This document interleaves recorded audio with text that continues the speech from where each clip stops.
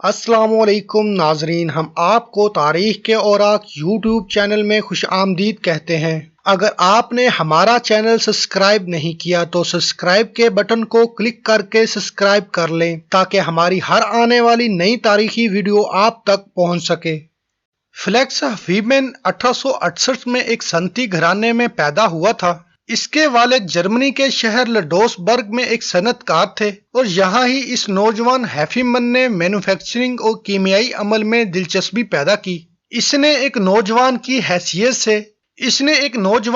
حیثیت سے اپنے کیریئر کا آغاز کئی منشیات کی دکانوں یعنی فارمیسیوں میں کام کر کے کیا تھا، جس کی وجہ سے اس کی ابتدائی جوانی میں ہی منشیات کی تشکیل کا شوق بڑھتا گیا تھا۔ اس کے بعد ہفویمین نے میونخ یونیورسٹی سے تعلیم حاصل کی اور 1893 میں اعزاز کے ساتھ فارماسیوٹیکل کیمسٹری میں ڈاکٹریٹ کی سند حاصل کی۔ اس کی ذہانت نے جلد ہی اپنے ایک پروفیسر ایڈولف وان بائر کو اپنی طرف راغب کیا، جو 20ویں صدی کے سب سے مشہور دوا سازی صنعت کاروں میں سے ایک ہے، جو مشہور بائر کمپنی کے مالک تھے۔ کمپنی کا آج بھی یہی نام ہے۔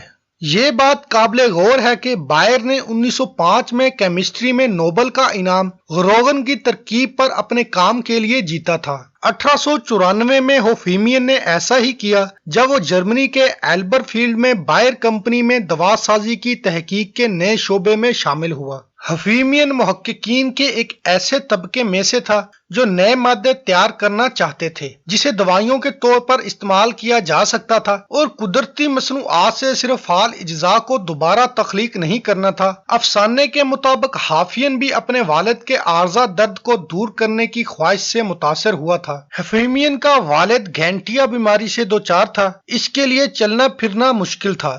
جرمنی کے سب سے بڑی دوا ساز کمپنی میں شامل ہونے کے بعد ہفویمین اس وقت عام مادوں کو دوبارہ ملاپ کے بجائے درد کے لیے ایک طاقتور متبادل علاج تشکیل دینا چاہتا تھا جو قدرتی نشہ آور اشیاء سے نکالا جاتا تھا۔ ہفویمین نے اپنی تحقیق کو درد سے نجات دینے والے سیلیسیل ایسڈ پر مرکوز کیا، ایک قدرتی مرکب جو ولو درخت کی ایک قسم میں وسیع پیمانے پر پایا جاتا تھا۔ 1859 میں سائنسدان پہلے ہی تیزاب کو خالص طور پر الگ تھلگ کرنے میں کامیاب ہو گئے تھے۔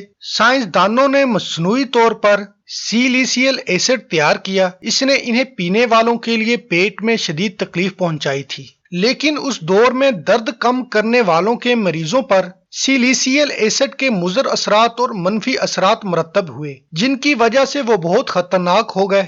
لیکن ہفویمین نے عام ہضم کے لیے اس احاطے کو محفوظ بنانے کا ایک راستہ تلاش کیا۔ اپنی تحقیق کے ذریعے ہفویمین نے سرکے میں موجود ایسیٹک ایسڈ کے ساتھ مل کر کیمیائی طور پر اس کا علاج کرنے کے بعد سیلیسیل ایسڈ لینا ممکن بنایا۔ ہفویمین 10 اگست 1897 کو سیلیسیل ایسڈ کیمیائی طور پر خالص اور مستحکم شکل میں پیدا کرنے میں کامیاب رہا۔ اس کے نتیجے میں مادہ لینے کو مکمل طور پر محفوظ بنا دیا گیا اور یہ سب سے زیادہ مشہور گولی اسپرین تھی۔ پہلے تو سائنسی طبقہ ہفویمین کی دریافت پر مشکوک تھا، لیکن ایک بار ساتھی کیمیا دان نے اس کی کھوج کی تصدیق کی تو اس دوائی کی انسانی آزمائش شروع ہو گئی۔ بائر کی دوا سازی کی لیبارٹری کے سربراہ ہینزک ڈریسر نے اس نئے مادے کا خود پر تجربہ کیا جو کیمیائی درد کی سطح کو کم کرتا تھا، پیٹ میں مضر اثرات پیدا کیے بغیر بخار کو کم کرتا تھا۔ اس سے ایسا کوئی مسئلہ نہیں آیا جو سیلیسیل ایسڈ کے ساتھ آیا تھا۔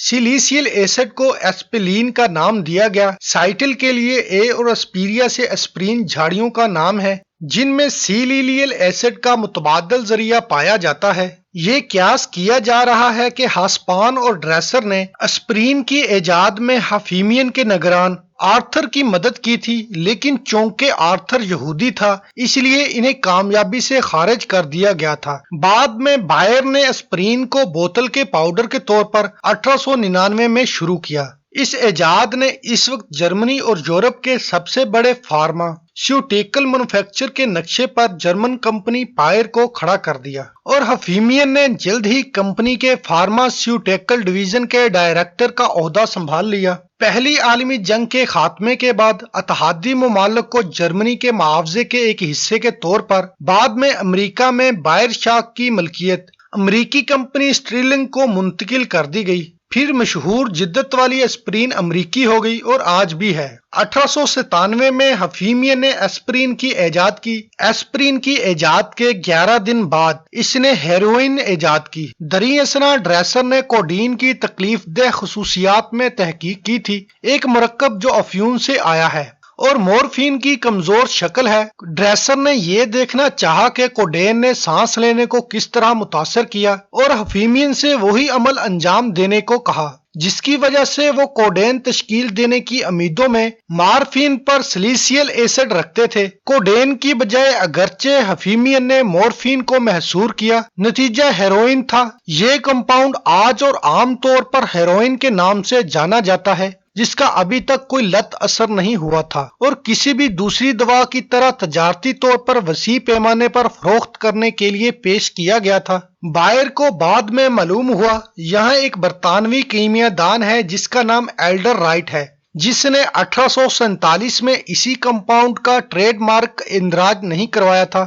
اس کا فائدہ بائر کو ہوا، اس سے بائر ہیروئن برانڈ کا سرکاری مالک بن گیا۔ ہیروئن پیٹنٹ ایبل نہیں تھی، اس کی انتہائی لت کی وجہ سے نہیں بلکہ اس کی وجہ یہ تھی کہ 1870 کی دہائی میں یہ پہلے ہی دریافت ہو چکی تھی۔ محققین کو ابھی تک ہیروئن کے خطرات کا ادراک نہیں تھا، لہٰذا کھانسیوں کو دبانے، ولادت کی تکلیف اور جنگ کے شدید زخموں سے نجات پانے، مریضوں کو تندرست بنانے اور بعض ذہنی عوارض پر قابو پانے کے لیے بائر نے اسے وسیع پیمانے پر فروخت کیا۔ لیکن 1930 کی دہائی تک ہیروئن کا تباہ کن اثر اور اس کی لت کے امکانات، پوری دنیا کے تمام ممالک میں اس کے بنانے پر پابندی عائد کر دی گئی۔ آج ایسپرین ایک مقبول ترین علاج ہے جس نے کئی سالوں سے بہت سی جانوں کو بچایا ہے۔ حفیمین سن 1928 میں ریٹائرڈ ہوئے اور 1946 میں سوئٹزرلینڈ میں ایک امیر آدمی اگرچہ تنہا تھا اس کی موت ہو گئی، لیکن لگ بھگ 125 سال بعد حفیمین کی ایجاد ابھی تک استعمال میں ہے۔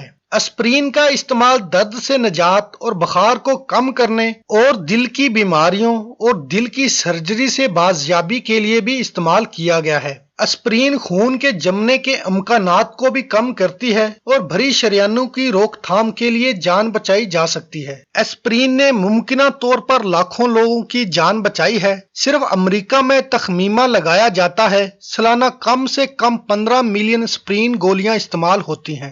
2015 تک ایک سروے میں بتایا گیا ہے قلبی امراض سے بچنے کے لیے امریکہ میں دل کے مریضوں میں سے چوتھائی مریضوں نے کم مقدار میں اسپرین استعمال کی۔ دوسری طرف ہیروئن ایک وبا کی چیز بن گئی ہے۔